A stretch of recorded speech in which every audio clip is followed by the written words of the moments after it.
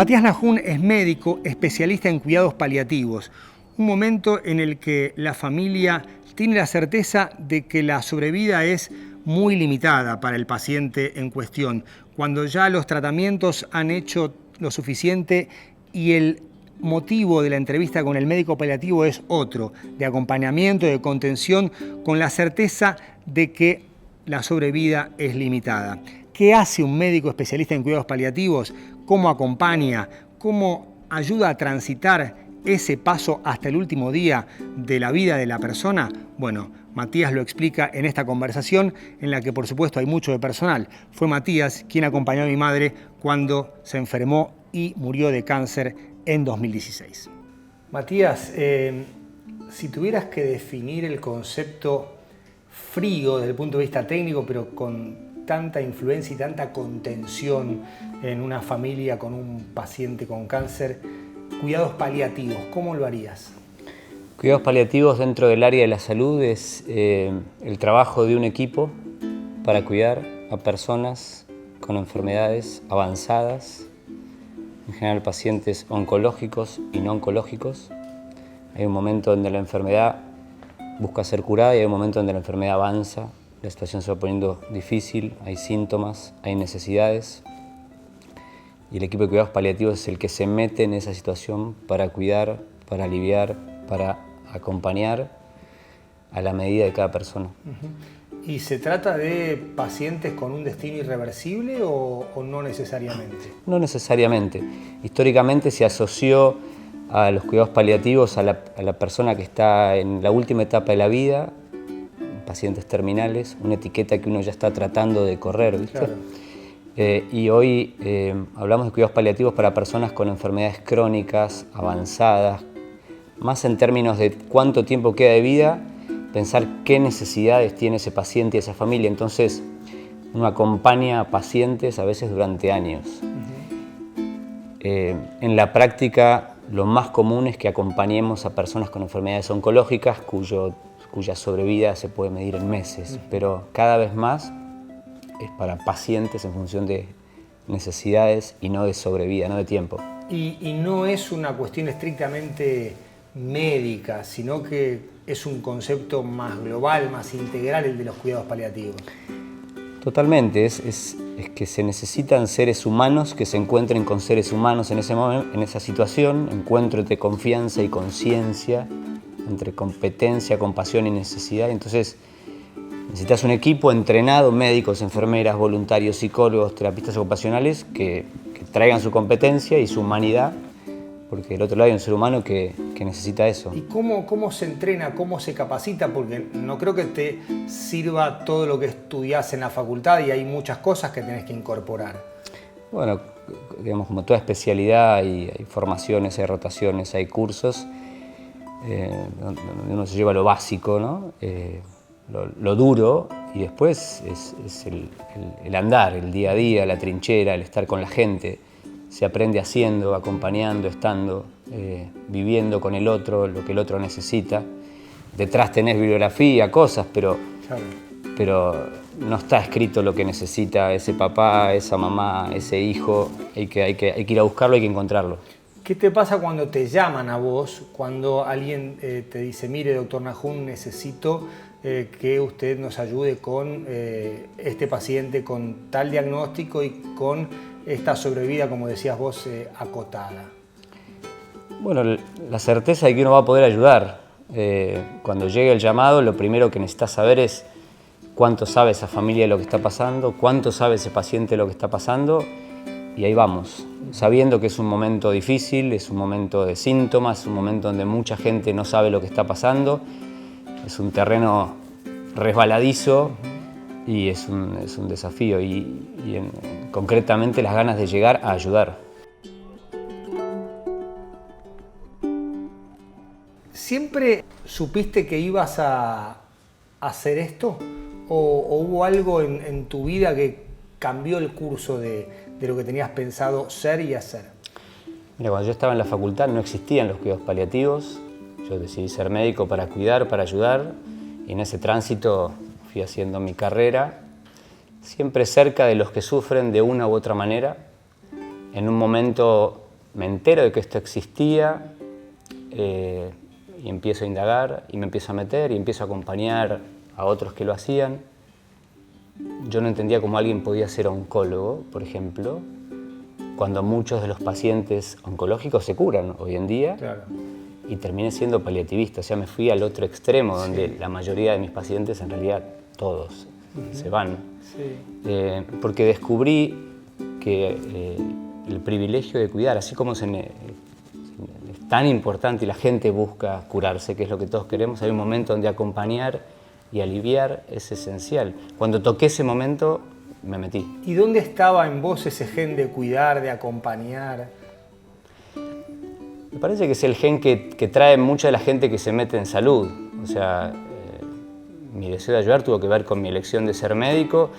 Lo vas desarrollando, esa humanidad, esa parte tuya que habrá arrancado en mis padres, en lo que recibí de mi madre, una gran cuidadora, en fin. ¿Tu mamá era cuidadora? No, mi mamá es mamá. Ah, okay. Y las mamás cuidaban cuidan. Ustedes, claro, claro. Cinco hijos, el mayor de 5 hijos.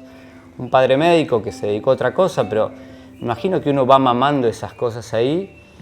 Durante muchos años también iba al norte a ayudar, primero solidariamente, después como médico, y ahí vas queriendo más y estar cerca del que sufre para acompañar y cuidar. Y cuando llego a cuidados paliativos, veo un lugar donde se juega la vida y donde estaba donde yo quería estar, ¿no? Hay mucha gente que puede lograr que un paliativista se acerque en el tramo final, gente con recursos, pero hay gente que no tiene recursos y que también se enfrenta con la muerte en la más absoluta desolación. No me refiero solamente al paciente, sino a la familia. Hay como bastante asimetría entre aquel que puede y aquel que no puede. Sí, pero hoy los cuidados paliativos, a ver, en nuestra sociedad solo 1 de cada 10 personas accede a cuidados paliativos, pero en los últimos 10 años el desarrollo en el mundo público ha ido creciendo. Y entonces está más cercano a la gente, hay más conciencia, hay más presencia en los hospitales públicos. Obviamente cuando salí de las grandes ciudades claro, es otro mundo, pero hoy te diría que está más cercano a las distintas realidades. Son mundos distintos, la aceptación de lo que está viviendo el que tiene y el que menos tiene es distinta, son lugares de trabajo distintos. Yo tengo la posibilidad de trabajar entre los que más tienen y entre los que menos tienen. Y es un aprendizaje, un desafío permanente. Hay muchísimas sensaciones, hay mucha gente que dice ¿por qué a mí?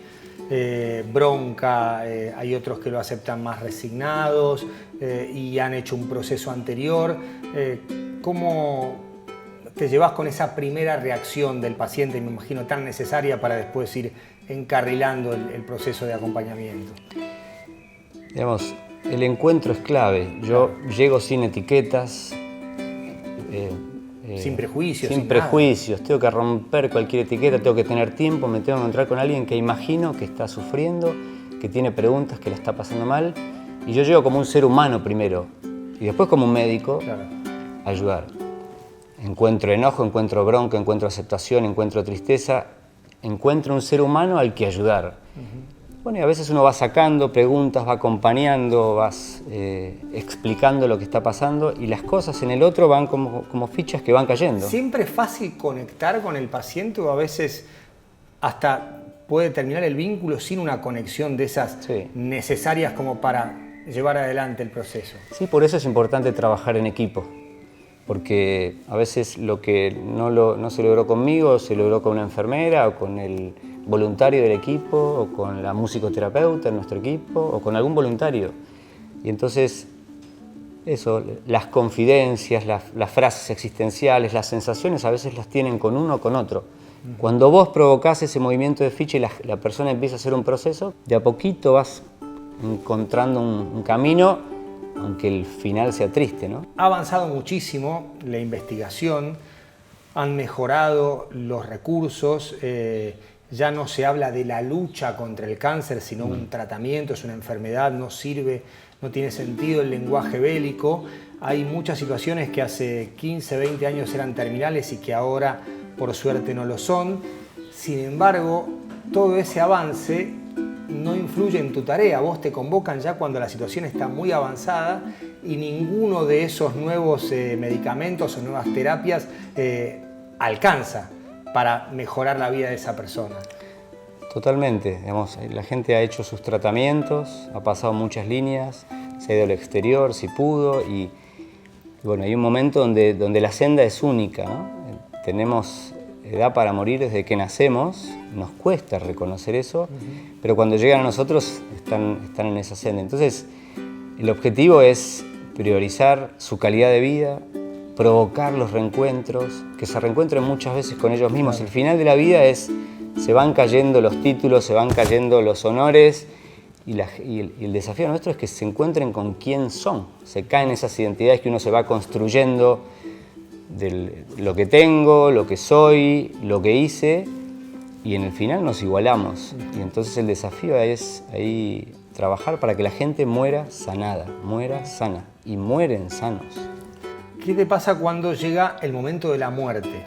Muere sana esa persona, pero muere. Cuando vos te enterás, cuando te lo comunican desde el sanatorio, del hospital donde está internado, de la misma familia. ¿Sentís que la misión está cumplida cuando muere en paz o te sigue generando ese dolor que nos pasa a todos cuando un pariente fallece? Bueno, hay un termómetro personal que siempre trato de mantener calentito, que es esto, ¿no? Nunca puede ser rutina que alguien se vaya de la vida. Son momentos únicos, históricos, y lo haya conocido más o menos, es alguien que se fue de una familia, de un trabajo, entonces intento siempre estar sensible a eso, pero junto a eso está la sensación, como vos decías, usaste palabras que para mí son permanentes, esa sensación de misión cumplida. No misión, entré en la lucha y lo logré, no, se va a ir, se tiene que ir bien y esa familia tiene que quedar bien. O sea, que es en definitiva lo que termina pasando. Cuando vos acompañás, provocás ese cuidado, esos reencuentros, ese control de síntomas y más, bueno, como que es como una hoja que cae y se suaviza y el paciente hace su proceso y la familia también se va preparando. Y el dolor después es dolor porque alguien se fue, pero es menor, se procesa distinto. ¿Cómo te llevas con tu familia, con tus hijos y esta tarea que está muy vinculada con la muerte cuando la familia está llena de vida? O sea, te preguntan cuánta información compartís con ellos, con tu mujer, cuánto querés compartir con ellos, sobre todo con tus hijos.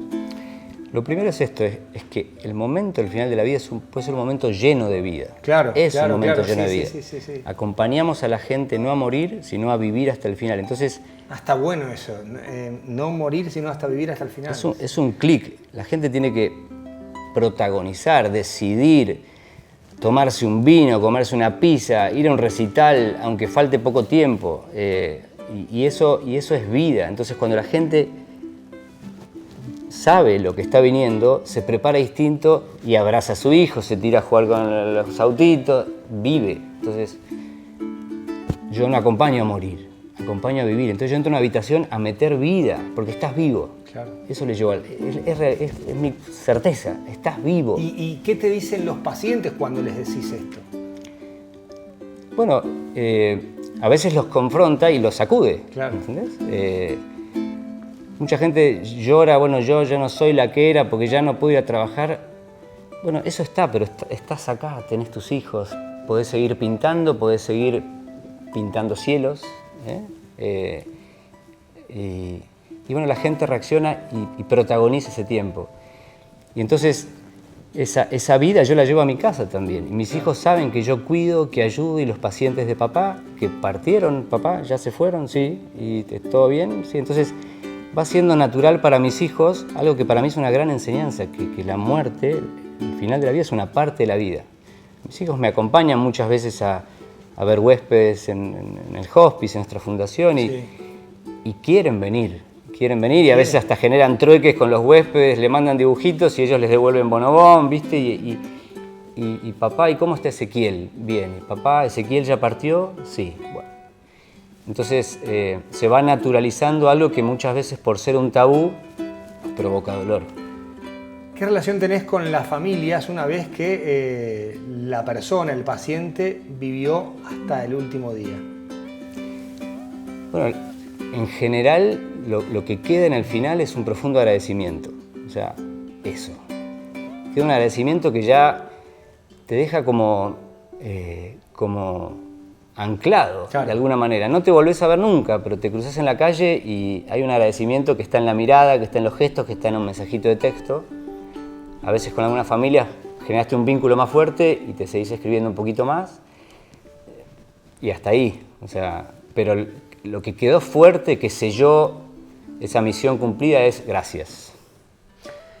Y este es un caso.